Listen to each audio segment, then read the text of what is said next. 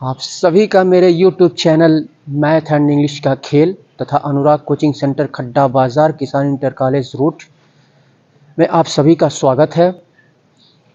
चलिए, रेशियो और प्रोपोर्शन यानी अनुपात और समानुपात से संबंधित हमने इसके पहले कई वीडियो अपलोड किया हुआ है, ठीक है। और आज भी हम रेशियो और प्रोपोर्शन से अनुपात और समानुपात से संबंधित क्वेश्चंस को हम सॉल्व करते हैं। ये क्वेश्चन एसएससी में पूछा गया था 2007 में। तो अगर आप वन डे कॉम्पिटिटिव एग्जामिनेशन की तैयारी कर रहे हैं या फिर एंट्रेंस एग्जामिनेशन, फॉर एग्जांपल सैनिक school, central Hindu school Banaras या नवोदय विद्यालय, तो ये बच्चे भी देखेंगे इसको। और class 7th, 8th, 9th, 10th के बच्चे भी इसको देखेंगे, क्योंकि उनके मैथमेटिक्स के टेक्स्ट बुक में इस टाइप के क्वेश्चंस रेशियो और प्रोपोर्शन से रिलेटेड क्वेश्चंस को दिए गए हैं। तो चलिए इस क्वेश्चन को सॉल्व करते हैं। और कॉम्पिटिटिव एग्जामिनेशन वाले बच्चे, प्रैक्टिस तो सबको करनी है, ठीक है। आप फुल वीडियो देखा करें, ठीक है, फुल वीडियो देखा करें ताकि आपको आंसर प्रोसेस आपको समझ में आए, ठीक है। आंसर प्रोसेस और क्वेश्चन को अच्छी तरह से, सबसे पहले क्वेश्चन को अच्छी तरह से समझें कि क्वेश्चन कह क्या रहा है, ठीक है। क्वेश्चन को जब तक आप अच्छी तरह से नहीं समझेंगे तब तक क्वेश्चन को सॉल्व करना असंभव है, ठीक है। तो चलिए इस क्वेश्चन को हम पढ़ते हैं। इंग्लिश और हिंदी दोनों में दिया गया है, ठीक है। यहाँ पे दिया हुआ है the ratio of length and breadth of a rectangular plot is 8:5। If the breadth is 60 metre less than the length, what is the perimeter of the rectangular plot. यानी यहाँ पे कह रहा है कि एक रेक्टेंगुलर यानी आयताकार भूखंड है जिसकी लंबाई और चौड़ाई का अनुपात 8:5 है। इस तो लंबाई और चौड़ाई यानी लेंथ और ब्रीथ का रेशियो 8 और 5 का है। यहाँ पे कह रहा है if the breadth is 60 metre less than the length. अब यहाँ पे कह रहा है जो आयताकार ये फील्ड प्लॉट है, आयताकार ये जो प्लॉट है, तो इसका ये ब्रीथ जो है, ये ब्रीथ 60 मीटर इससे, इस लेंथ से क्या है, ये चौड़ाई 60 मीटर ये कम है। तो कह रहा है what is the perimeter of rectangular field. तो पेरीमीटर क्या, जैसे अगर मैं इस यहाँ से चलता हूँ तो ये बाउंड्री पकड़ करके और फिर ये बाउंड्री पकड़ते हुए मैं जो है जहाँ से चला था वहीं पे मैं पहुँच गया यहाँ पे, ठीक है। तो ये जो है आपका पेरीमीटर हो जाएगा। ये पेरीमीटर है, जितना डिस्टेंस हमने कवर किया, जितनी दूरी हमने कवर किया, वही जो है पेरीमीटर होता है। जैसे मान लीजिए यहाँ से यहाँ तक का डिस्टेंस ये 10 मीटर है और यहाँ से यहाँ तक का 20 मीटर है, 10 मीटर 20 मीटर। तो यहाँ से और यहाँ तक, फिर यहाँ पहुँचने में जितना दूरी हमने कवर किया वही जो है पेरीमीटर कहलाता है। यानी सबको हम जोड़ देंगे तो पेरीमीटर निकल जाएगा 10, 20, 30, 10, 40, 20, 60 पेरीमीटर निकल जाएगा, ठीक है। तो यानी परिमाप जिसको हिंदी में कहते हैं, ठीक है। तो यहाँ पे परिमाप लिखा हो ना, हाँ परिमाप।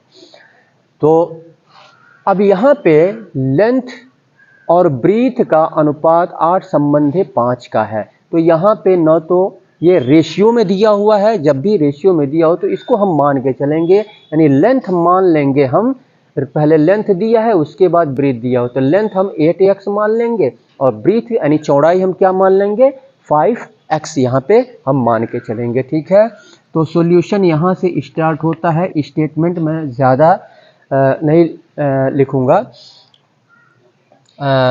यहाँ पे चूँकि कॉम्पिटिटिव एग्जामिनेशन की जो बच्चे तैयारी कर रहे हैं उनको स्टेटमेंट लिखने की आवश्यकता नहीं होती है, क्योंकि कॉम्पिटिटिव एग्जामिनेशन में क्या होता है कि उसमें टाइम, मतलब टाइम तो उसने वो निर्धारित नहीं किए होते हैं, लेकिन जिस टाइम में एक क्वेश्चन को सॉल्व करने का जो समय निर्धारित है, ठीक है, कि चूँकि उसमें क्वेश्चन ज़्यादा होते हैं और टाइम कम होता है, ठीक है। तो उस टाइम में अगर आप क्वेश्चंस को अगर सॉल्व करने की कैपेसिटी अगर आपकी डेवलप हो जाती है, ठीक है, तो आप जो है कॉम्पिटिटिव एग्जामिनेशन को क्वालिफाई कर सकते हैं, इसमें कोई दो राय नहीं है, ठीक है। तो इसलिए चलिए तो इसको हम यहाँ पे लेंथ हम मान लेते हैं यहाँ पे 8x और ब्रीथ हमने मान लिया यहाँ पे कितना 5x। अब यहाँ पे ये लेंथ से ये ब्रीथ कितना मीटर कम है, 60 मीटर कम है, यानी लेंथ यानी अंतर, लेंथ और ब्रीथ दोनों में अंतर, ठीक है। यानी 8x में से 5x यानी 8x ये ज़्यादा है, कितना ज़्यादा है 5x से, तो 60 मीटर ज़्यादा है, तो इसमें से इसको माइनस करेंगे तो 60 मीटर ज़्यादा निकल करके आएगा। तो यहाँ पे हम लिखेंगे 8x और माइनस 5x, लेंथ में से ब्रीथ को माइनस करेंगे तो ये जो ज़्यादा है इसका 60 मीटर ये निकल के आएगा। और फिर यहाँ पे क्या करेंगे, 8x में से 5x को माइनस कर देंगे तो 3x इक्वल टू 60 हो जाएगा, यहीं से काट देते हैं 20 बार में, ये x का वैल्यू यहाँ पे 20 आ गया। अब यहाँ पे लेंथ और ब्रीथ हम निकाल लेंगे, तो लेंथ चलिए लेंथ यहाँ पे निकाल लेते हैं 8 और x का वैल्यू कितना निकला है 20 से मल्टीप्लाई कर देंगे तो कितना हो जाएगा 8 दूनी 16 और एक जीरो बढ़ा देंगे 160 हो जाएगा। और यहाँ पे ब्रीथ कितना हुआ है, ब्रीथ यहाँ पे 5 और x का वैल्यू यहाँ पे 20 है, 20 यहाँ पे रख देंगे 20 25 100, तो ये हो गया। और ये किस में दिया है, मीटर में दिया है, तो ये आपका मीटर हो गया, मीटर। तो लेंथ आपका निकल के आ गया इतना मीटर और ब्रीथ आपका निकल के आ गया आपका 100 मीटर। अब यहाँ पे कह रहा what is the perimeter of rectangular plot, तो इसका पेरीमीटर हमको निकालना है। अगर फार्मूला आपको लर्न है, पेरीमीटर ऑफ रेक्टेंगल यानी आयत का परिमाप का फार्मूला अगर आपको लर्न है तो इसको हम रख देंगे। और अगर आपको याद नहीं है तो आप चौड़ाई ऐसे रख सकते हैं, यहाँ पे चौड़ाई कितना है 100 है, यहाँ पे भी चौड़ाई 100 रख देंगे और यहाँ लेंथ यहाँ पे कितना निकला है 160 और ये भी 160 रख देंगे और चारों को हम क्या करेंगे जोड़ देंगे, तो ये परिमाप यानी रेक्टेंगुलर प्लॉट का पेरीमीटर यहाँ पे निकल जाएगा। तो यहाँ पे हम लिख लेंगे perimeter, perimeter of rectangular plot, तो यहाँ पे 2 इंटू लेंथ प्लस ब्रीथ हो जाएगा। ये 2 यानी 2 लेंथ है ना, यहाँ पे 2 लेंथ और ब्रीथ भी 2 है, तो 2 को हम कॉमन ले लेते हैं, लेंथ प्लस ब्रीथ हो जाता है। चूँकि हम सबको प्लस करते हैं पेरीमीटर निकालने के लिए, तो 2 इंटू लेंथ कितना है यहाँ पे 160 है और प्लस ब्रीथ कितना है यहाँ पे 100 है, तो ये कितना हो गया आपका 2 इंटू गुणा कर देंगे, ये जोड़ लेंगे तो 260 हो जाएगा, 260 इक्वल टू ये कितना हो जाएगा 2 छक्के 12, 2 दूनी 4 1 5 यानी 520 मीटर हो जाएगा। यही जो है यहाँ पे पेरीमीटर, रेक्टेंगुलर प्लॉट का पेरीमीटर क्या है यही पूछ रहा है, तो पेरीमीटर आपका 520 हो जाएगा, ठीक है। तो यही जो है आंसर हो जाएगा। इसके बाद से चलिए नेक्स्ट क्वेश्चन को सॉल्व करते हैं। तो अगर आप हमारे चैनल पर नए हैं तो कृपया इसको सब्सक्राइब कर लें और सब्सक्राइब करने के बाद जो घंटा है उस घंटे को बजा दें, ठीक है, जिससे कि जितने भी वीडियोस हमारे द्वारा अपलोड किए जाएंगे उसका नोटिफिकेशन समय समय पर आपको मिलता रहेगा। और आप वीडियो को लाइक करें और वीडियो फुल देखा करें, ठीक है, फुल वीडियो देखा करें और फुल तैयारी करें, ठीक है, पूरी तरह से, यानी डीपली, जिसको स्टडी कहा जाता है, डीपली स्टडी करें, ठीक है, और फुल वीडियो आप देखा करें। चलिए इसके बाद से नेक्स्ट क्वेश्चन को सॉल्व करते हैं, देखते हैं नेक्स्ट क्वेश्चन क्या कह रहा है। चलिए यहाँ पे इस क्वेश्चन को सॉल्व करते हैं। यहाँ पे देखते हैं हिंदी मीडियम वाले बच्चे, मैं इसको ट्रांसलेट कर दे रहा हूँ, आप इसको हिंदी में नोट कर लें, ठीक है। तो द लेंथ लंबाई, ब्रीथ चौड़ाई एंड हाइट ऊंचाई ऑफ ए क्यूबॉइड घनाभ, एक घनाभ की लंबाई चौड़ाई और ऊंचाई का अनुपात 1:2:3 है। लंबाई चौड़ाई और ऊंचाई का अनुपात, एक घनाभ के लंबाई चौड़ाई और ऊंचाई का अनुपात 1:2:3 है, ऐसे आप नोट कर लेंगे, ठीक है। उसके बाद कह रहा है if they are increased by 100%, 200% and 200% respectively. और फिर यहाँ पे कह रहा है, यहाँ दे से मतलब क्या है, लेंथ, ब्रीथ और हाइट से मतलब है, ठीक है। तो यहाँ पे कह रहा है यदि लेंथ जो है 100% बढ़ा दिया जाता है और ब्रीथ जो है 200% बढ़ा दिया जाता है और हाइट जो है ये भी 200% बढ़ा दिया जाता है, क्रमशः बढ़ा दिया जाता है। तो इंक्रीज इन वॉल्यूम, तो ये क्यूबॉइड का वॉल्यूम यानी आयतन में कह रहा है इंक्रीज ऑफ द क्यूबॉइड, यानी क्यूबॉइड के आयतन में तब वृद्धि हमको बतानी है कि यह वृद्धि जो है ये गुना में दिया हुआ है, 5 टाइम्स 5 गुना, 18 गुना, 12 गुना, 17 टाइम्स यानी 17 गुना, यानी कितने गुने की वृद्धि हुई, ठीक है। तो अब यहाँ पे रेशियो में दिया हुआ है तो क्या करेंगे, लेंथ 1x यानी x मान लेंगे, ब्रीथ 2x मान लेंगे और हाइट जो है हम 3x यहाँ पे मान के हम चलेंगे, ठीक है। तो चलिए यहाँ से सॉल्व करते हैं। यहाँ पे लेंथ हमने मान लिया 1x का मतलब x हो गया, ब्रीथ यहाँ पे 2x हो जाएगा 2x और हाइट हो जाएगा आपका 3x। तो यहाँ पे अब इसका यानी अभी इस रेशियो में था तो हमने ये मान के हमने ये चला। तो वॉल्यूम यानी वॉल्यूम ऑफ क्यूबॉइड क्या होता है, ठीक है, घनाभ का आयतन क्या होता है, तो length into breadth into height, यानी फार्मूला आपको पता होना चाहिए, ठीक है। फार्मूला अगर नहीं पता होगा तो फिर आप क्वेश्चन को सॉल्व नहीं कर सकते हैं, इसलिए फार्मूला जितने भी फार्मूले हैं, ठीक है, उनको आप लर्न कर डालें, ठीक है, याद कर लें। और चलिए तो इसका यानी पहले वॉल्यूम अभी जब इंक्रीज नहीं हुआ था, ये बढ़ा नहीं था, तब इसका वॉल्यूम कितना था क्यूबॉइड का, ये हम निकाल लेंगे यहाँ पे, ठीक है। चलिए यहाँ पे निकाल लेते हैं। तो यहाँ पे लेंथ यानी वॉल्यूम होता है length into breadth into height, मैं यहाँ पे लिख दे रहा हूँ, length into breadth into height, ये होता है क्यूबॉइड, वॉल्यूम ऑफ क्यूबॉइड, ये होता है लंबाई गुणे चौड़ाई गुणे ऊंचाई, और वॉल्यूम हमेशा क्यूब में निकालते हैं, ठीक है।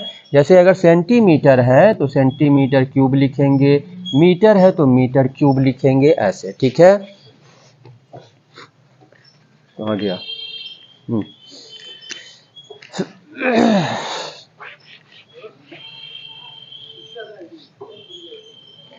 तो अभी यहाँ पे लेंथ, तो यहाँ पे लेंथ कितना है, यहाँ पे चलिए यहाँ पे निकाल लेते हैं।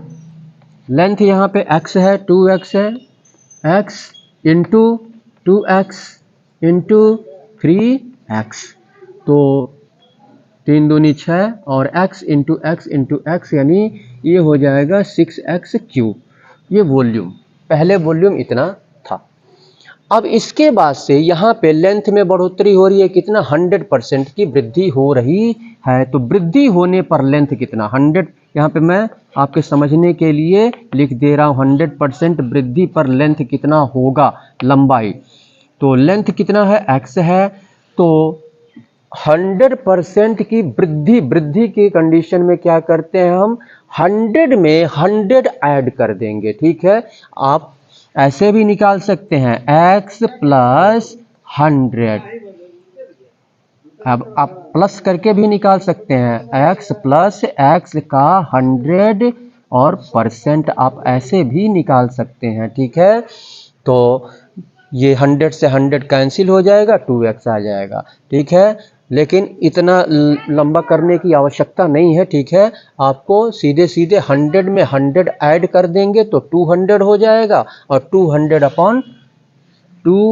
अपॉन 100 हो जाएगा। तो 200 अपॉन 100, 100 2 जा यानी 2x आ गया आपका। चलिए यहाँ लिख लेते हैं 2x। इसके बाद से अब ब्रीथ जो है, तो ये तो आपका क्या हो गया लेंथ, यहाँ पे लेंथ लिख दे रहा हूँ। 200% की वृद्धि इसमें हो रही है, 200% की वृद्धि हो रही है। तो ब्रीथ कितना हो जाएगा यहाँ पर, ब्रीथ तो 2x 100 में 200 ऐड कर देंगे तो क्या हो जाएगा 300 हो जाएगा। तो यहाँ पे इंटू 300 और परसेंट यानी अपॉन 100, तो ये 3 टाइम्स में कट जाएगा, 2 3 जा 6x हो जाएगा। इसके बाद से फिर 200 की वृद्धि हो रही है किसमें, हाइट में 200%। तो हाइट यहाँ पे मैं लिख दे रहा हूँ, तो हाइट तो ये हो जाएगा कितना है हाइट 3x। तो 200 यानी 100 में 2 ऐड करेंगे तो कितना हो जाएगा 300 हो जाएगा। तो ये हो जाएगा 300 और परसेंट यानी अपॉन 100, 100 3 जा और 3 3 जा 9 यानी 9x हो गया। अब यहाँ पर हम क्या करेंगे, यहाँ पे अब ये बढ़ने के बाद ये लेंथ इतना हो गया और 1200% बढ़ने के बाद ब्रीथ इतना हो गया और हाइट इतना हो गया। अब इसका हम क्या करेंगे, वॉल्यूम हम निकाल लेंगे। इसका ये पहले वॉल्यूम इतना था, अब इसका वॉल्यूम हम यहाँ पे निकाल लेंगे। तो वॉल्यूम कितना हो जाएगा, length into breadth into height, तो 2x और इंटू 6x और इंटू 9x हो गया। तो ये हो जाएगा 2 छक्के 12 9 108 x क्यूब हो गया, x क्यूब। अब हम क्या करेंगे, कितना गुना ये बढ़ रहा है, कितना गुना ये बढ़ रहा है, तो इसमें से इसको पहले हम माइनस करेंगे, यानी पहले वाले वॉल्यूम को इसमें से हम माइनस करेंगे। तो इंक्रीज निकलेगा, इंक्रीज। तो यहाँ पर 108x क्यूब और माइनस 6x क्यूब, तो ये कितना हो जाएगा 102। अब यहाँ पर हम देखते हैं, यहाँ पे कितना आया है, यहाँ पे 6x क्यूब यानी पहला जो वॉल्यूम है, पहला वॉल्यूम यानी जब अभी बढ़ा नहीं था, लेंथ ब्रीथ और हाइट अभी बढ़ा नहीं था, तो यहाँ पे वॉल्यूम यानी आयतन जो है क्यूबॉइड का इतना था और बढ़ने के बाद इतना। अब इसमें देखेंगे ये इसका फैक्टर अगर हम निकालें, ठीक है, तो इसका फैक्टर हम निकालेंगे तो 6 करने 6 6 48, यानी इसमें जो है 68 और 68 इंटू 6 ऐसे हम लिख सकते हैं, ठीक है, 68 इंटू 6x क्यूब। तो हाँ, तो 68 इंटू 6x क्यूब हम इसको ऐसे लिख सकते हैं, यानी 6x क्यूब दोनों में है, माइनस के इधर भी माइनस के उधर भी। तो 6x क्यूब हम क्या करेंगे, यहाँ पे हम कॉमन ले लेंगे। इसके बाद से बचा क्या यहाँ पे 68 और यहाँ पे माइनस 68। हाँ, तो यहाँ पे कितना बचा आपका 1 बचा ना, तो 6 सॉरी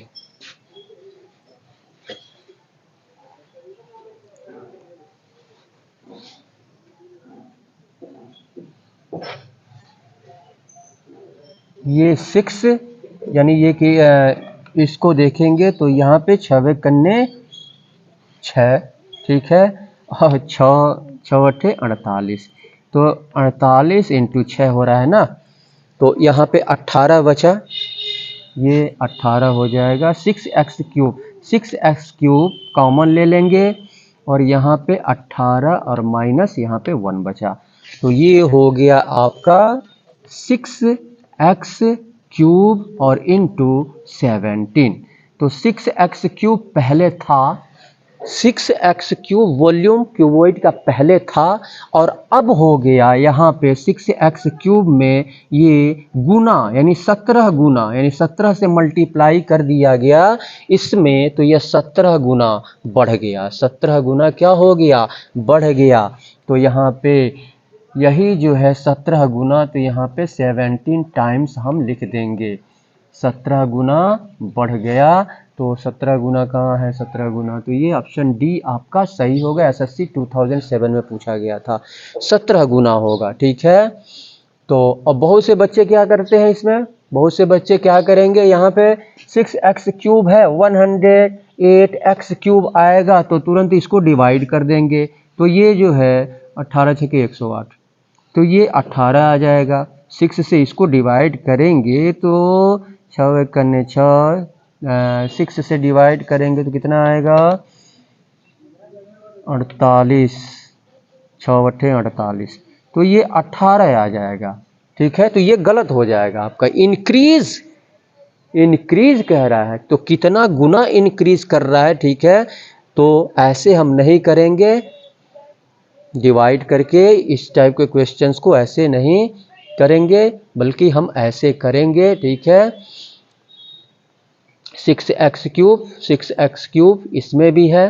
ठीक है, तो इसमें हम क्या करेंगे, कॉमन ले लेंगे 6x क्यूब को, 18 बचा यहाँ पे और माइनस यहाँ पे 1 बचा, 18 में से 1 को माइनस कर देंगे, 17 हो जाएगा। यहाँ 6x क्यूब, तो यहाँ पे 6x क्यूब में यहाँ पे 17 से मल्टीप्लाई हो रहा है, 17 से गुणा हो रहा है यहाँ पे, यानी इसका मतलब कि 17 गुना यह हो, 17 गुना, तो यह बढ़ने पे यह 17 गुना हो गया, यानी इसकी अपेक्षा यह 17 गुना हो गया ज़्यादा। तो इस तरह से क्वेश्चन को सॉल्व करेंगे। चलिए इसके बाद से अब हम नेक्स्ट क्वेश्चन को सॉल्व करते हैं। तो आप वीडियो को देखते रहें और इसे सब्सक्राइब कर लें और लाइक करें, क्योंकि सब्सक्राइब और लाइक ये हमारे लिए बहुत ही महत्वपूर्ण होता है। ठीक है, हमारा उत्साहवर्धन होता है। ठीक है, और हम कोशिश करते हैं कि अच्छा से अच्छा वीडियो बना करके उसे अपलोड करें, हम अपने तरफ से पूरी कोशिश करते हैं। और जब आप लाइक करते हैं, सब्सक्राइब करते हैं, शेयर करते हैं, कमेंट करते हैं, तो हमें बहुत खुशी मिलती है और हम जो है और परिश्रम करते हैं। ठीक है, और बेहतर से बेहतर वीडियो बनाने का प्रयत्न करते हैं। तो कृपया आप इसको लाइक कर लें और सब्सक्राइब कर लें। ठीक है, चलिए नेक्स्ट क्वेश्चन को सॉल्व करते हैं।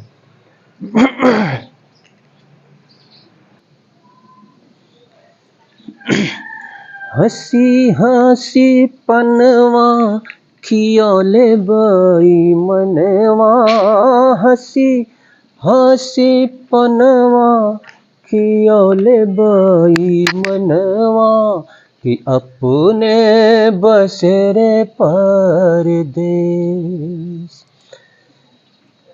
तो चलिए इस क्वेश्चन को सॉल्व करते हैं। यहाँ पे दिया हुआ है ए सर्कल, हिंदी मीडियम वाले नोट कर लें। ए सर्कल यानी एक वृत्त एंड ए स्क्वायर और एक वर्ग हैव द सेम एरिया, यानी एक सर्कल है, एक सर्कल है और एक स्क्वायर है, एक सर्कल है और एक स्क्वायर है, और इनका एरिया जो है ये क्या कह रहा है, एरिया सेम है, इनका एरिया सेम है। एक सर्कल और एक स्क्वायर का एरिया यहाँ पे सेम है। तो कह रहा है the ratio of the side of the square, यानी स्क्वायर का ये जो साइड है, तो स्क्वायर के सभी साइड्स इक्वल होते हैं। तो स्क्वायर का साइड और रेडियस, यानी रेडियस किसका, सर्कल का, तो सर्कल का रेडियस ये सेंटर है, ये यहाँ से बाउंड्री तक अगर हम मिला दें तो ये रेडियस हो जाएगा। ठीक है, तो यहाँ पे कह रहा है कि स्क्वायर का साइड और सर्कल का रेडियस का अनुपात बताओ, यही हमको निकालना है। ठीक है, यानी स्क्वायर यानी वर्ग की भुजा और वृत्त की त्रिज्या का अनुपात हमको निकालना है। ठीक है। तो यहाँ पे साइड हमको स्क्वायर का यानी वर्ग की भुजा हमको नहीं मालूम है, तो यहाँ पे साइड हम क्या करेंगे, यहाँ पे मान के चलेंगे। तो साइड हमने मान लिया, ए मान लिया, और तो अब यहाँ पे ये क्षेत्रफल क्या होता है, यानी वर्ग का क्षेत्रफल, एरिया ऑफ स्क्वायर क्या होता है। तो साइड इंटू साइड यानी साइड स्क्वायर होता है। तो साइड हमने ए माना, तो यहाँ पे लिख दे रहा हूँ एरिया ऑफ स्क्वायर। तो ये हो जाएगा साइड इंटू साइड यानी साइड स्क्वायर, साइड हमने ए माना तो ये ए स्क्वायर हो जाएगा। अब इसके बाद से इसका क्षेत्रफल यानी एक सर्कल का एरिया, एरिया ऑफ सर्कल यानी वृत्त का क्षेत्रफल क्या होता है, तो पाई आर स्क्वायर होता है। तो यहाँ पर area of circle, area of circle तो ये होता है पाई आर स्क्वायर, और यह दोनों का एरिया क्या है, सेम है, इक्वल लिख देंगे। तो पहले क्या है, यहाँ पे स्क्वायर है, सर्कल है, उसके बाद स्क्वायर है, तो इसको पहले लिखेंगे पाई आर स्क्वायर और अपॉन इक्वल है, हाँ दोनों सेम है, तो यहाँ पे एरिया सेम है तो ए स्क्वायर हो जाएगा। अब यहाँ से तो चूंकि यहाँ पे हम देखते हैं कि रेडियस और साइड का अनुपात पूछ रहा है, ठीक है, तो पाई को यहीं छोड़ देंगे, इसको उधर ले चलेंगे, यहाँ पे इनटू है तो डिवाइड हो जाएगा, pi equal to a square upon r square, r square. अब यहाँ पे दोनों में स्क्वायर है, ऊपर भी न्यूमरेटर और डिनोमिनेटर दोनों में स्क्वायर है, तो अगर हम स्क्वायर को समाप्त करें तो ये जो है रूट में आ जाएगा, तो ये रूट में आ जाएगा पाई, और ये हो जाएगा ए अपॉन आर, ये हो गया ए अपॉन आर, यानी यहाँ पे ए का पाई यानी इसको अपॉन 1 लिख सकते हैं, हम लिख सकते हैं ऐसे ना। तो यहाँ पे ए का यानी ए और आर का रेशियो कितना हो गया, ए और आर का रेशियो, तो यहाँ पे लिख सकते हैं a ratio r equal to under root pi, और रेडियस यहाँ पे क्या है 1 है। तो यहाँ पे पहले क्या दिया हुआ है, पहले दिया हुआ है स्क्वायर का साइड, पहले स्क्वायर का साइड दिया हुआ है, हाँ साइड हो गया, तो साइड इतना हो गया, और रेडियस उसके बाद से रेडियस दिया हुआ है सर, ठीक है, रेडियस, तो ये हो गया आपका 1, यानी पाई रेशियो 1, ये जो है आपका आंसर हो गया। तो अंडर रूट पाई रेशियो 1, तो ये ऑप्शन आपका सही होगा, ठीक है।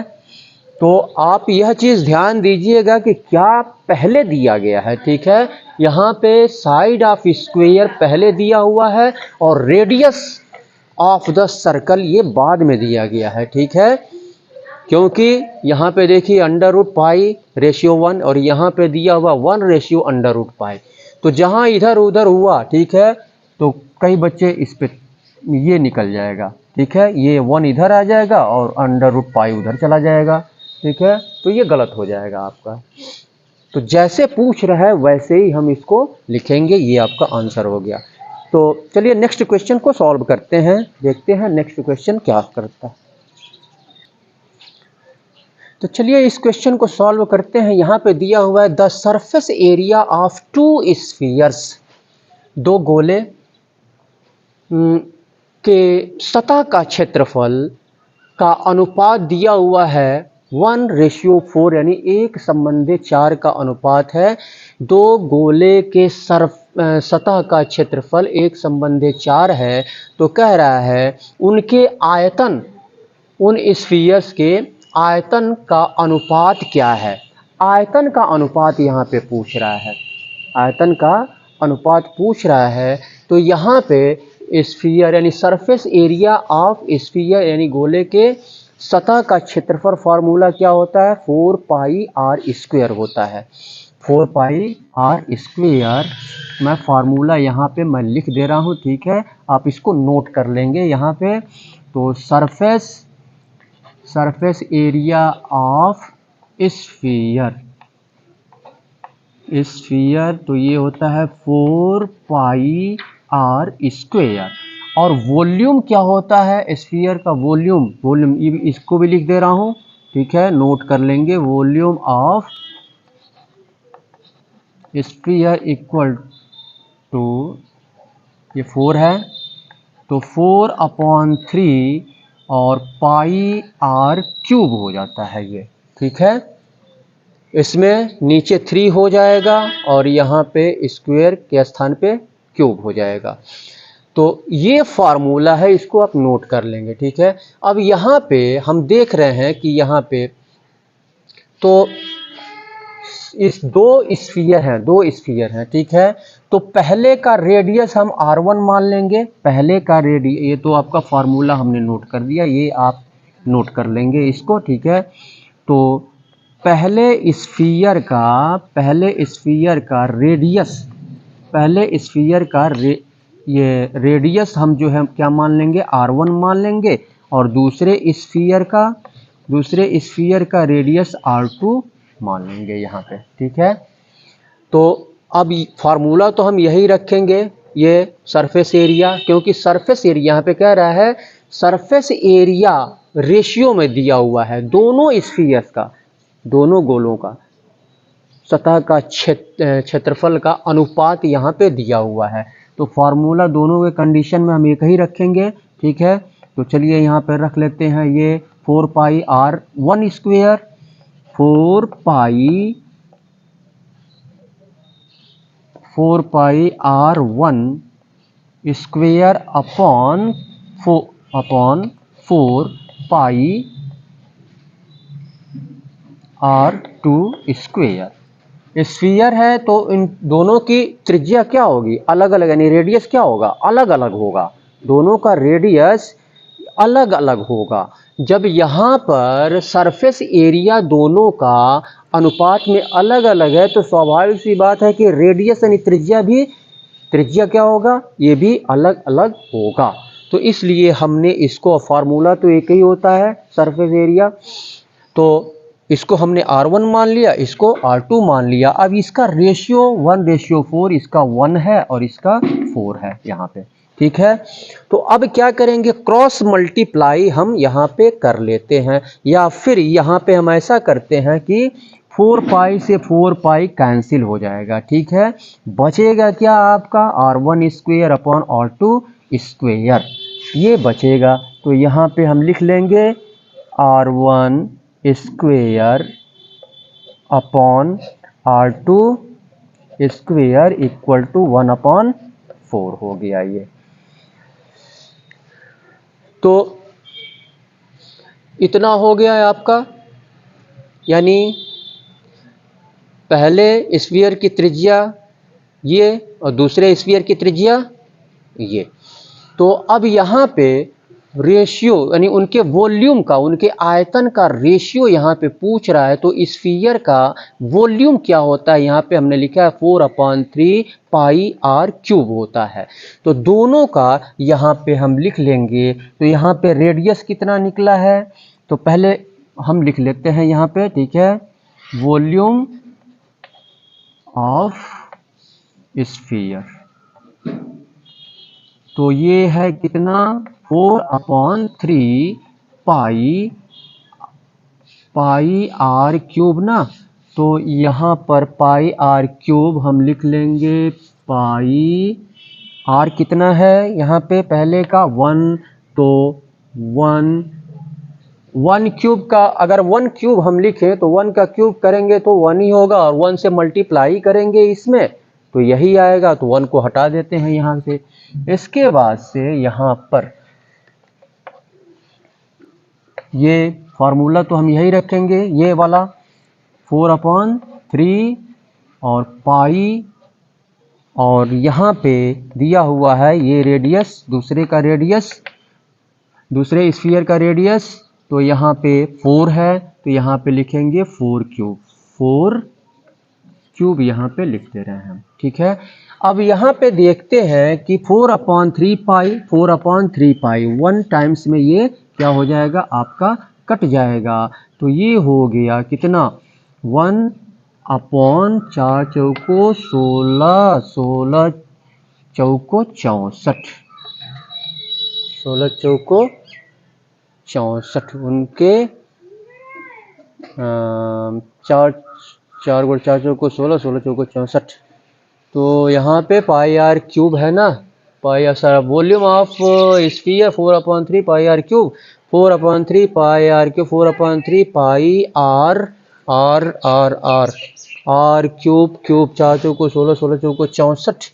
तो यहाँ पे हम देखते हैं 4 पाई आर क्यूब है ये, 4 पाई आर क्यूब, तो 4 पाई आर स्क्वायर है यहाँ पे। तो यहाँ पे हम देखते हैं वॉल्यूम का ये होता है 4/। एक चीज़ यहाँ पे ध्यान देने की बात है, यहाँ पे एक चीज़ आप ध्यान में रखिए, यहाँ पर R1 स्क्वायर R2 स्क्वायर, ठीक है। तो R1 स्क्वायर R2 स्क्वायर, तो यहाँ पे R1 स्क्वायर R2 स्क्वायर, तो इसका हम पूरे का ऊपर भी स्क्वायर है नीचे भी स्क्वायर है, ऊपर भी स्क्वायर है, न्यूमरेटर में भी स्क्वायर है, डिनोमिनेटर में अंश में भी स्क्वायर है और हर में भी स्क्वायर है।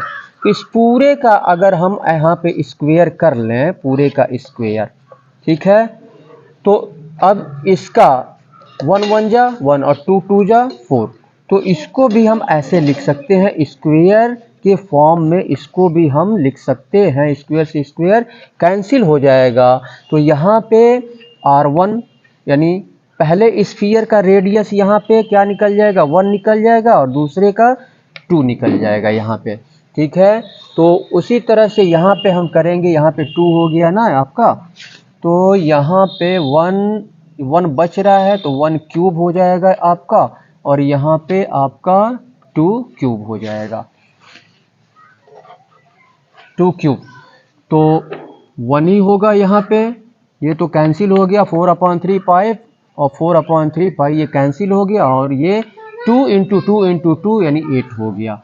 तो यहाँ पर इनके वॉल्यूम का रेशियो आ रहा है यहाँ पे 1:8, और यही जो है आपका आंसर होगा। 1:8 कहाँ पे है, यहाँ पे ऑप्शन डी आपका सही होगा। तो इस तरह से क्वेश्चन को हम सॉल्व करेंगे, ठीक है।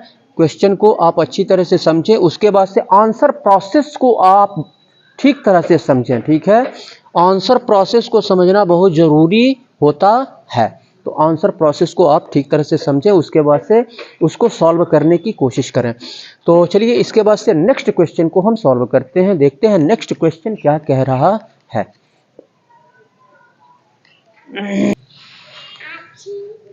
चलिए इस क्वेश्चन को देखते हैं, नोट कर लेंगे हिंदी मीडियम वाले। The sides of A triangle, यानी एक त्रिभुज की भुजाएं, एक त्रिभुज की भुजाओं का अनुपात 1/3 संबंधे 1/4 संबंधे 1/5 है, and its perimeter is 94 centimetre, और इसका परिमाप जो है 94 सेंटीमीटर है। ट्रायंगल का परिमाप यानी त्रिभुज का परिमाप यहाँ पे दिया हुआ है, त्रिभुज का परिमाप 94 सेंटीमीटर है। तो what is the length of the longest side, तो सबसे बड़े साइड की लंबाई क्या है, सबसे बड़े साइड की लंबाई क्या है। तो अब यहाँ पर क्वेश्चन में दिया हुआ है 5, हाँ। तो यहाँ पे कुछ बच्चे क्या करेंगे, कुछ बच्चे क्या करते हैं, गलती कर देते हैं। ये 1/3 लिखा हुआ, 1/4 लिखा है, 1/5 लिखा हुआ है। तो लॉन्गेस्ट साइड को जब प्रैक्टिस नहीं रहेगा, ठीक है, लॉन्गेस्ट साइड इसको मान लेंगे 1/5 को। अरे भाई 1 को अगर 3 से हम डिवाइड करेंगे, 1 को 3 से डिवाइड करेंगे, 1 को 4 से डिवाइड करेंगे, 1 को 5 से डिवाइड करेंगे। जैसे अगर हमने 15 लिया, अगर 3 से डिवाइड करेंगे तो ज़्यादा आएगा, यानी 5 आएगा, और 15 को ही अगर हम 5 से डिवाइड करें, यानी नीचे वाला ज़्यादा हो गया, ठीक है, तो डिवाइड करने पे ये कम आएगा, ठीक है।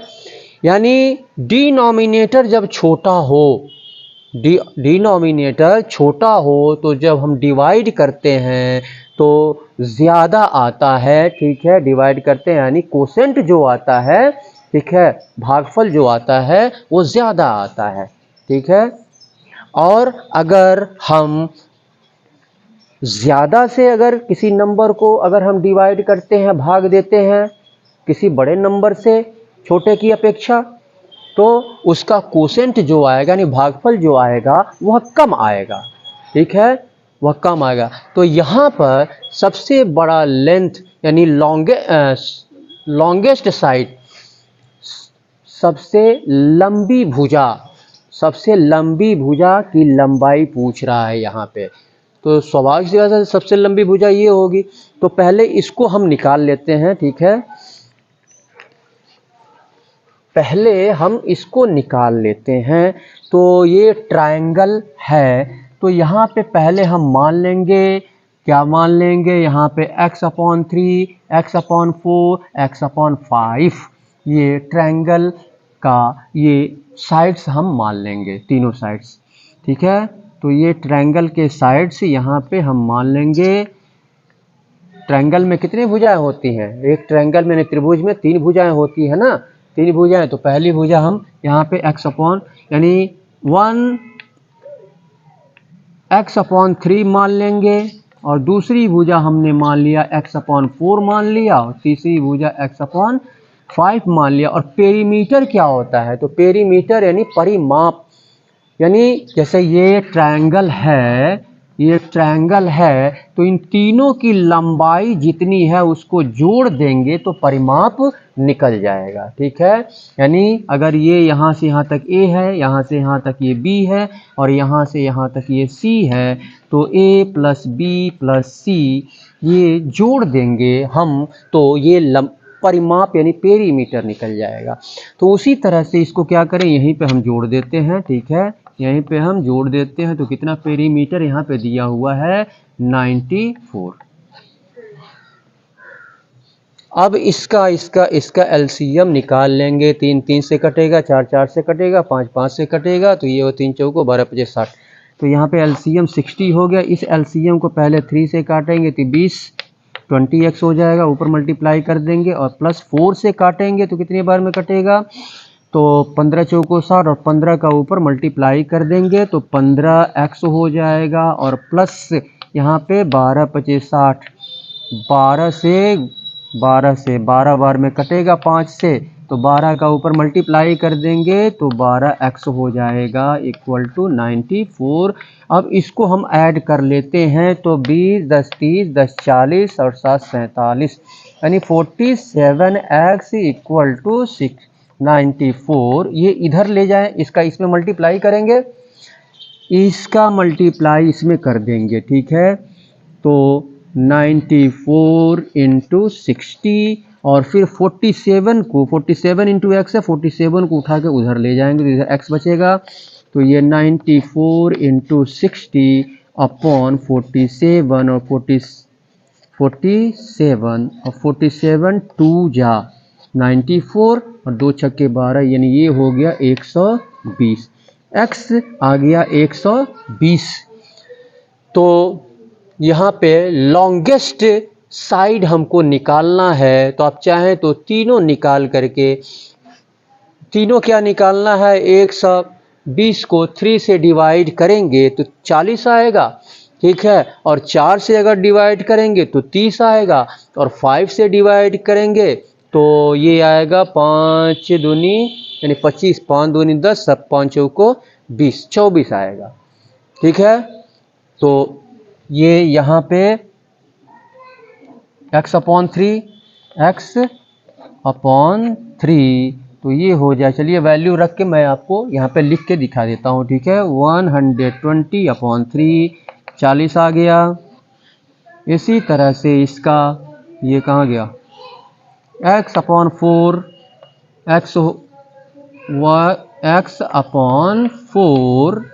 एक ये हो गया, और x/4 120/4 4 तिहाई 12, यहाँ पे 30 हो गया, ये हो गया। इसके बाद से x/5 =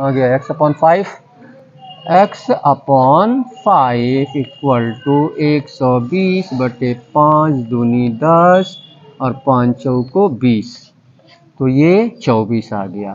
तो सबसे लंबी भुजा कौन सी है? तो सबसे लंबी भुजा यहाँ पे 40 दिखाई दे रहा है और ये किस में है? 40 सेंटीमीटर, यानी ऑप्शन ए ये आंसर हो जाएगा। ऑप्शन ए आपका सही होगा। ठीक है, तो चलिए इसके बाद से हम नेक्स्ट क्वेश्चन को सॉल्व करते हैं। नेक्स्ट क्वेश्चन क्या कह रहा है उसको हम देखते हैं। नहीं कर देगी? नहीं करती थी। चलिए इस क्वेश्चन को सॉल्व करते हैं। हाँ अभी बनाना। इस क्वेश्चन को सॉल्व करते हैं। ठीक है, बीच बीच में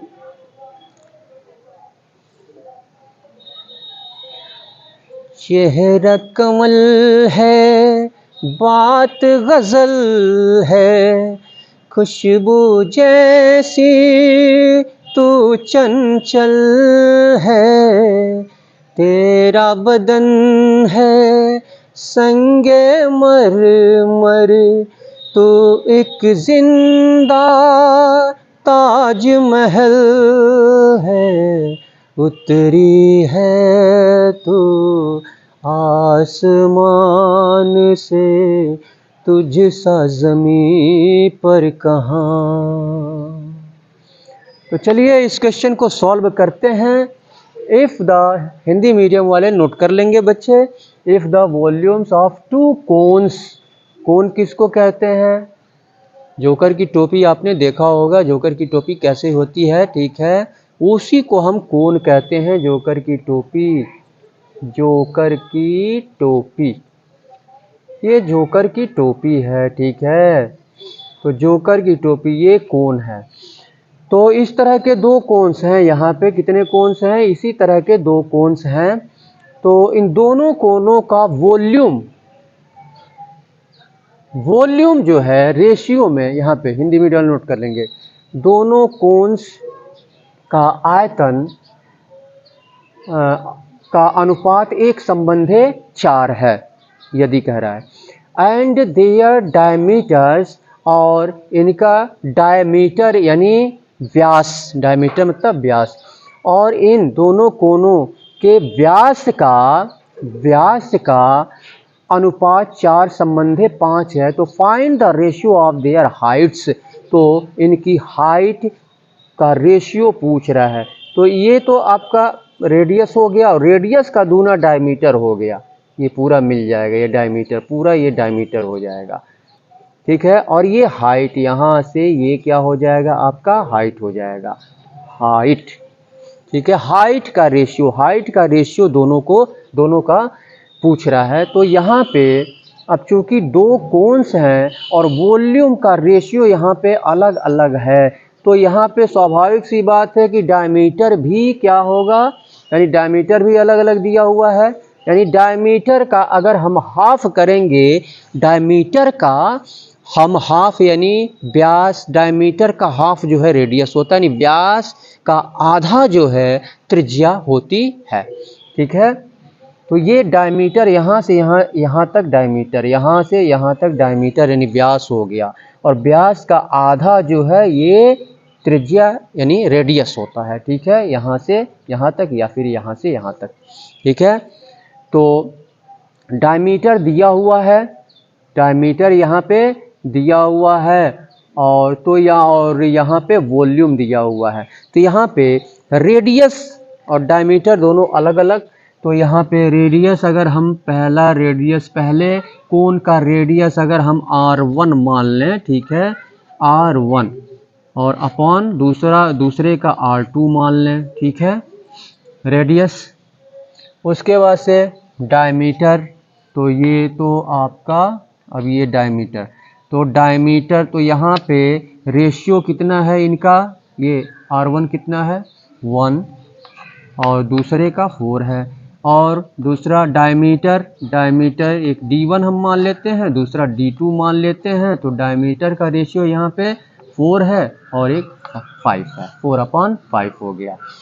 अब यहाँ पे वॉल्यूम, दोनों कोन्स का वॉल्यूम, तो कोन्स का वॉल्यूम ये वॉल्यूम का रेशियो दिया हुआ है, ठीक है, वॉल्यूम का रेशियो दिया हुआ है, वॉल्यूम का रेशियो, कोन के वॉल्यूम का रेशियो दिया हुआ है। तो यहाँ पे ये तो वॉल्यूम का रेशियो है ना, वॉल्यूम का रेशियो है, वॉल्यूम 1 वॉल्यूम 2, वॉल्यूम 1 यानी पहले कोन का वॉल्यूम और फिर दूसरे कोन का वॉल्यूम V2। तो वॉल्यूम का रेशियो ये 1:5 दिया हुआ है और ये डायमीटर, पहले का डायमीटर, पहले कोन का डायमीटर और फिर दूसरे कोन का डायमीटर D1 D2 हमने मान लिया और ये 4:5 दिया हुआ है। अब इसके बाद से हम देखते हैं कि कोन का तो यहाँ पे फार्मूला क्या होता है ये हम देखेंगे। किसका फार्मूला? तो वॉल्यूम ऑफ कोन, कोन का वॉल्यूम क्या होता है इसको हम देखेंगे। कोन का वॉल्यूम, तो कोन का वॉल्यूम क्या होता है? तो ये होता है, यहाँ पे मैं लिख दे रहा हूँ 1/3 पाई आर स्क्वेयर एच। ये कोन का वॉल्यूम होता है, कोन का आयतन, ये फार्मूला होता है, ठीक है, ये हमने ब्रैकेट में लिख दिया है 1/3 pi are square H. H क्या है? इसमें हाइट है, यहाँ से यहाँ तक हाइट हो गया। आर क्या है? त्रिज्या है, यानी डायमीटर का आधी जो है त्रिज्या होती है, यानी त्रिज्या यहाँ सेंटर से इस बाउंड्री तक या इस सेंटर से इस बाउंड्री तक त्रिज्या यानी रेडियस, ठीक है। तो यहाँ पे अब देखते हैं कि अब इसको, तो यहाँ पे हम क्या करेंगे? तो वॉल्यूम दीजिए। Oh thank you. तो पहले वॉल्यूम का फार्मूला हम लिख लेंगे यहाँ पे, ये यहाँ पे लिख लेते हैं 1/3 पाई, इसको पहले को R1 मान लेते हैं, R1 तो R1 स्क्वायर और H, पहले की हाइट H1 मान लेते हैं और दूसरा 1/3 पाई R2, दूसरे का रेडियस R2 मान लेते हैं स्क्वायर और हाइट H2 मान लेते हैं यहाँ पे। तो ये जो है ये वॉल्यूम, पहले का वॉल्यूम हो गया, ये फार्मूला हो गया, दूसरे का वॉल्यूम। तो यहाँ पे इनका रेशियो क्या है? 1/4 है, 1/4, यहाँ पे 1/4। अब यहाँ पे देखेंगे, अब डायमीटर यानी डायमीटर का हाफ होता है, क्या होता है? तो डायमीटर का हाफ, यहाँ पे डायमीटर पहले का 4 है, दूसरे का डायमीटर 5 है, तो डायमीटर का आधा जो है क्या होता है? त्रिज्या होती है, ठीक है। तो यहाँ पे 4/2 हो जाएगा और ये 5/2। तो यहाँ पे हम लिख लेंगे 1/3 पाई 4/2 स्क्वायर और H1 और upon 1/3 pi 5/2 square H2 equal to 1/4, ठीक है। अब यहाँ से हम 1/3 पाई, इधर 1/3 पाई 1/3 पाई, इसको हम कैंसिल कर देंगे। इनटू के कंडीशन में भी कैंसिल करते हैं, बहुत से बच्चे क्या करते हैं, प्लस या माइनस से जुड़ा होता है तब भी उसको कैंसिल कर देते हैं, वो गलत हो जाएगा, ठीक है। तो अब इसके बाद से तो यहाँ पर अब क्या करेंगे?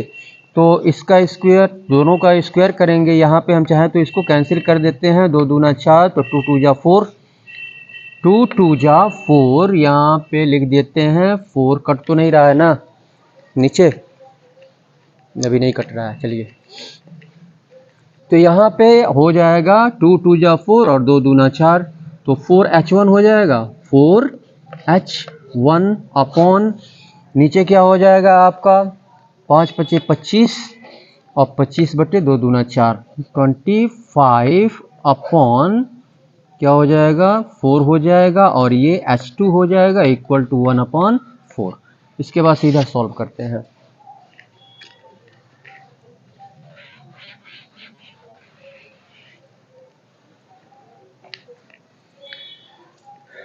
तो यहाँ पे देखते हैं कि अब यहाँ पे H1 H2 हमको हाइट का रेशियो हमको क्या करना है, हमको हाइट का रेशियो यहाँ पे पूछ रहा है, क्रॉस मल्टीप्लाई कर देंगे ऐसे, ठीक है।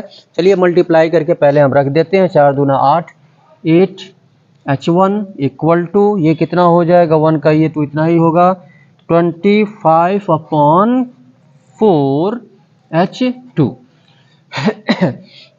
अब क्या करेंगे, इस H1 को उधर ले चलते हैं और इसको इधर ले आते हैं, तो 8 और ये इनटू है यहाँ पे बीच में, इनटू है इधर आएगा तो क्या होगा डिवाइड हो जाएगा, यहाँ पे डिवाइड हो जाएगा ना। जब इनटू में कन्वर्ट करेंगे तो 4 ऊपर चला जाएगा 25 नीचे आ जाएगा, 4 ऊपर चला जाएगा 25। तो ऐसा करते हैं हम क्या, तो भाग देंगे, यहाँ पे इसको उधर ले जाते हैं तो भागा 21/, चलिए कोई बात नहीं, इक्वल टू, और इसको इधर ले जाएंगे तो H2/H1 हो जाएगा, ठीक है। अब यहाँ पे देखते हैं कि ये 2 से ये कट जाएगा, 2 एक कन्ने 2 और 2 चौको 8, 4 चौको 16, 16/1 इक्वल टू H2/H1।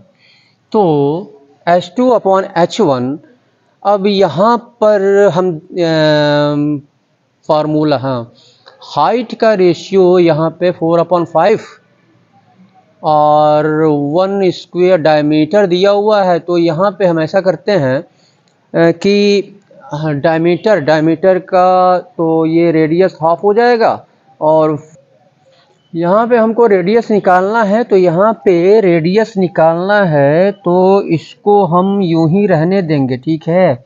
रेडियस को यूं ही रहने देंगे, ये तो कैंसिल हो जाएगा आपका, और ये आपका हो जाएगा, यहाँ पे देखते हैं, ठीक है, 1/3 पाई, 1/3 पाई ये तो कैंसिल हो गया, ये आपका बच रहा है, ये 4 चौको 16, इसका स्क्वायर करेंगे, इसका भी स्क्वायर करेंगे तो 16 और अपॉन 2 2 जा 4 और फिर इंटू H1 अपॉन, इसी तरह से 5 5 25 25 और बट्टे 2 दूना 4 और इंटू H2 इक्वल टू 1/4 हो गया। तो अब यहाँ पे डिनोमिनेटर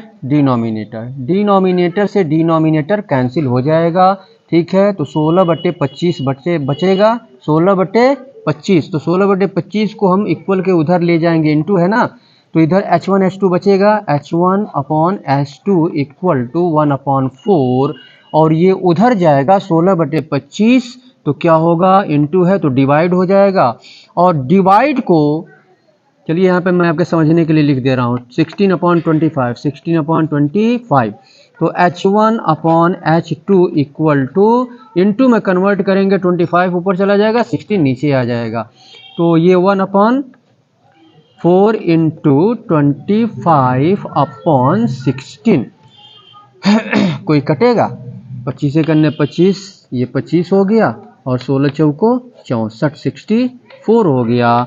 तो रेशियो क्या हो गया, यानी H1 रेशियो H2, तो ये हो गया आपका कितना 25/64, 25/64 कहीं दिया है 20, ये ऑप्शन आपका ये गलत उतारा गया है, ऑप्शन क्वेश्चन में ऑप्शन कुछ और है, ठीक है, क्वेश्चन में ऑप्शन कुछ और है, यहाँ पे ऑप्शन गलत उतारा गया है, ठीक है। इसको हम देख लेते हैं, तो कहाँ गया,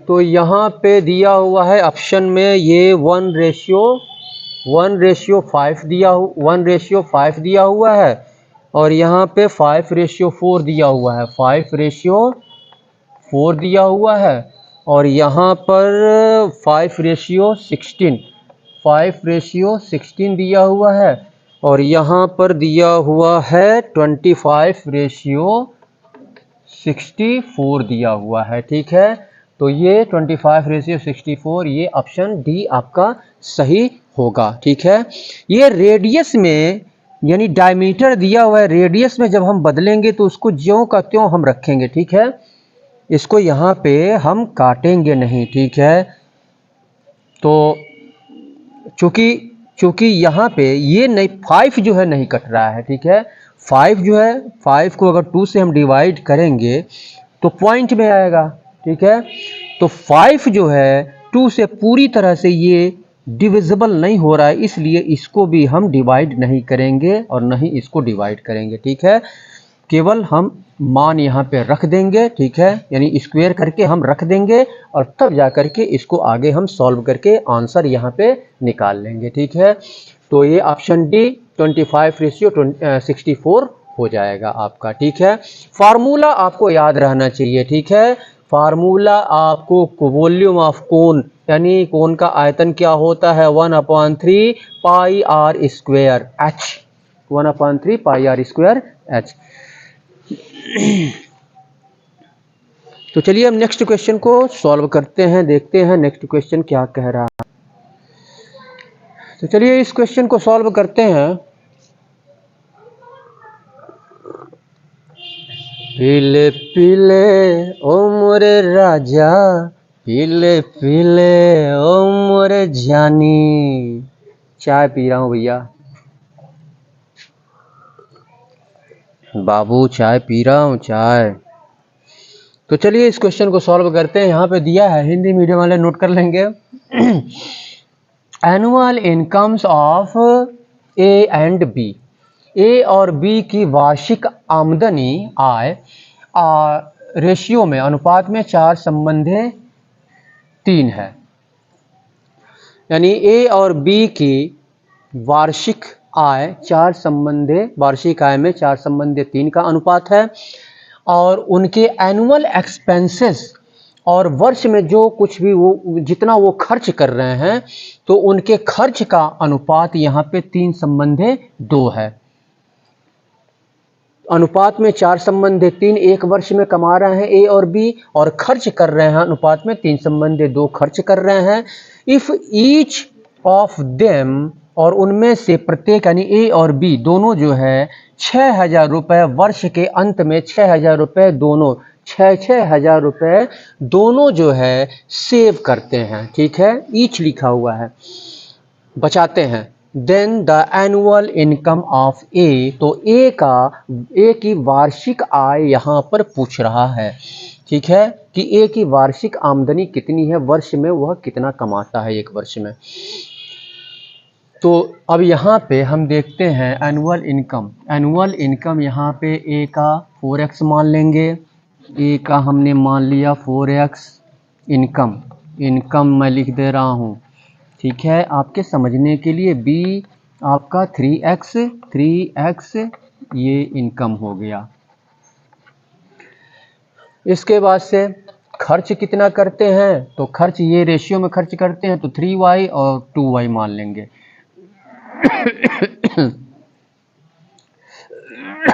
तो यहाँ पर अब हम चलिए यहाँ पर खर्च एक्सपेंसेस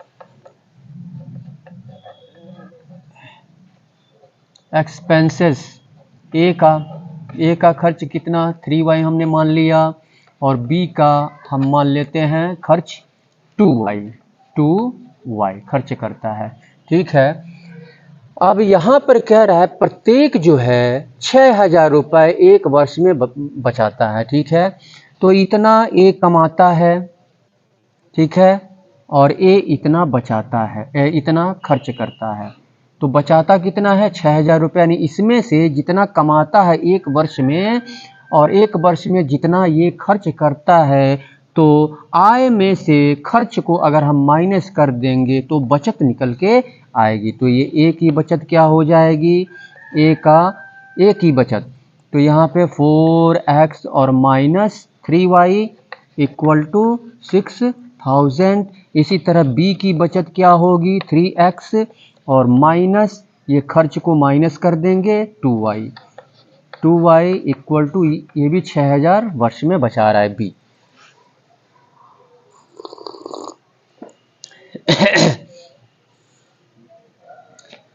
अब यहाँ पे क्या करेंगे, एक इक्वेशन हम बनाएंगे जिसमें या तो x को हमको सेम करें, x को सेम करें, बराबर करें, या फिर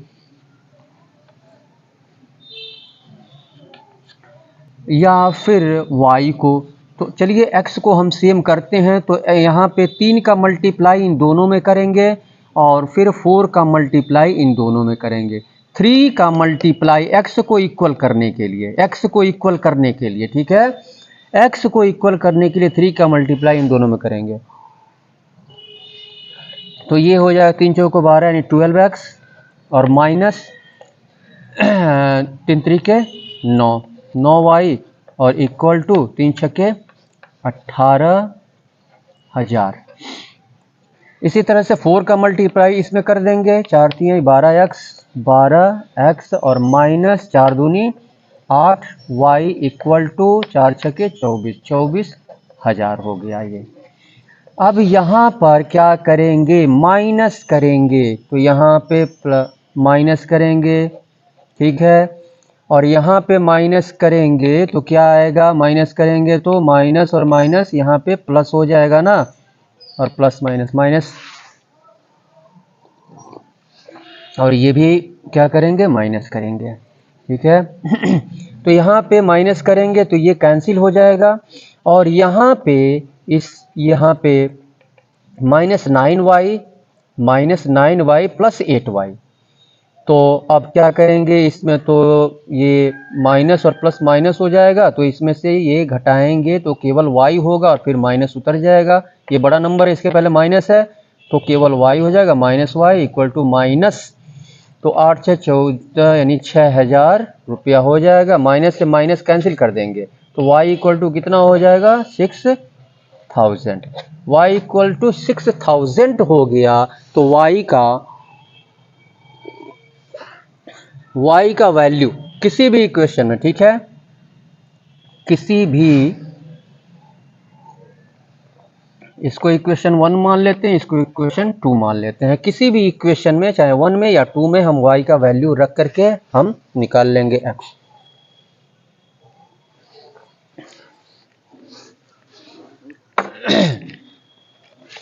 तो यहाँ पे चलिए इक्वेशन 1 में रख देते हैं। इक्वेशन 1 में तो ये 4x यहाँ पे लगाते हैं, 4x minus 3y equal to 6000। 4x और माइनस 3 इंटू वाई का वैल्यू कितना निकला, 6000 इक्वल टू 6000। अब यहाँ पर देखते हैं कि ये जो है इसको हम उधर ले जाएंगे, ठीक है, तो छत्री 18,000 हो जाएगा और माइनस इक्वल को उधर जाएगा तो प्लस हो जाएगा, इधर 4x बचेगा, 4x इक्वल टू 6000 और प्लस 3 छके 18,000। तो ये हो गया 4x इक्वल टू 8 6 24,000 हो जाएगा और 4 छके 24 यानी x इक्वल टू आ गया 6000 x और y। तो यहाँ पे पूछ रहा है annual income of A is, A का एनुअल इनकम, तो ए का एनुअल इनकम, ये तो बस में ये तो वही निकल गया, ये कैसे है? एक मिनट यहाँ देख लेते हैं। 4x annual income, 4x 3x 4x, तो 4x माइनस 3y और 3x और माइनस 2y। तो 6000 की बचत यहाँ पे कर रहा है। तो 3 चौको और यहाँ पे 3 चौको 12 12 x और 3 त्रिका 9 y इक्वल टू 3 छक्के 18,000 और फिर इसका 4 4 तिहाई 12 12 x और 4 दूनी 8 y और ये कितना हो जाएगा 18 चौको 72, ये 72,000 हो जाएगा। यहाँ पर 72,000 हो जाएगा। मल्टीप्लाई वगैरह में गड़बड़ी नहीं होनी चाहिए, ठीक है। मल्टीप्लाई में अगर गड़बड़ी हो गई तो फिर आंसर आपका गलत हो जाएगा, इसलिए ज़्यादा से ज़्यादा आपको प्रैक्टिस करने की आवश्यकता है, ज़्यादा से ज़्यादा प्रैक्टिस। तो यहाँ पे y और यहाँ पे कितना हो गया, यानी 12 में से 8 4 हो गया, यहाँ पे बचा 6 6 में से 1 5, यानी -54,000, माइनस से माइनस कैंसिल हो जाएगा तो y इक्वल टू 54,000 हो जाएगा। तो x का वैल्यू इसमें रख देंगे 3, किसी में भी, चाहे इसमें या इसमें, किसी में भी हम रख देते हैं। चलिए 1 में रख देते हैं। 4x minus 3y equal to 6,000 और यहाँ पे 4x और -3 इंटू y कितना है यहाँ पे 54,000, 54,000। तो 54,000 लिख देते हैं यहाँ पे, 54,000 और इक्वल टू 6,000। तो इसका इसमें मल्टीप्लाई करेंगे तो ये 4x इधर बचेगा और ये इधर जाएगा, तो इधर 6,000 तो ऑलरेडी है यहाँ पे, और ये इधर 3 चौको 12 प्लस हो जाएगा ना, माइनस इधर इक्वल की इधर आएगा तो प्लस, 3 चौको 12 और 3 पचे 15 1 16,000, 1,62,000।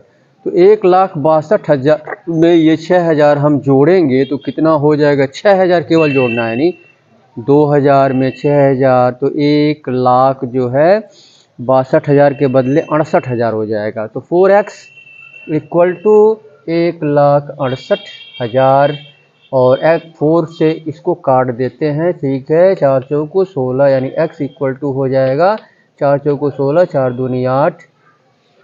तो x का वैल्यू 42,000 आ गया। क्या पूछ रहा है यहाँ पे, एनुअल ए का एनुअल इनकम। तो ए का एनुअल इनकम आपका यहाँ पर 42,000 आ रहा है। यहाँ पे ए का एनुअल इनकम, तो ए का एनुअल इनकम यहाँ पे कितना हो जाएगा, ए का एनुअल इनकम, तो कहाँ गलत हो जा रहा है भैया, एक न बेटा छोड़ दीजिए, छोड़ दीजिए।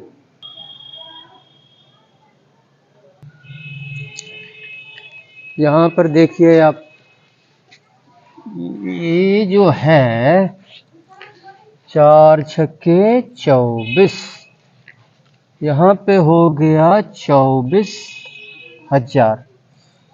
तो ये हो गया आपका, तो 14 में से 8 6 हो गया, तो 6,000, माइनस से माइनस कैंसिल हो गया, y इक्वल टू 6,000। तो y इक्वल टू 6,000 यहाँ पे हो गया। तो यहाँ पर फर्स्ट इक्वेशन यानी 4x minus 3y equal to 6,000, यानी 4x माइनस 3 और इंटू 6,000 इक्वल टू 6,000। तो 3 छके 18, 4x इक्वल टू, तो ये इधर आएगा 3 छके 18 18 और ये इधर आएगा तो ये हो जाएगा 24,000, 24,000, 3 छके 18,000, 6,000 8 से 24,000। तो यहाँ पे x इक्वल टू हो जाएगा, यानी 24,000, इसके पहले तो सही था भैया, अपॉन 4, 4 छके 24, यानी x इक्वल टू 6,000। इसका वैल्यू इसमें रखना है ना ए का, तो 4x है, 4x इक्वल टू 4 इंटू 6, 4 छके 24,000।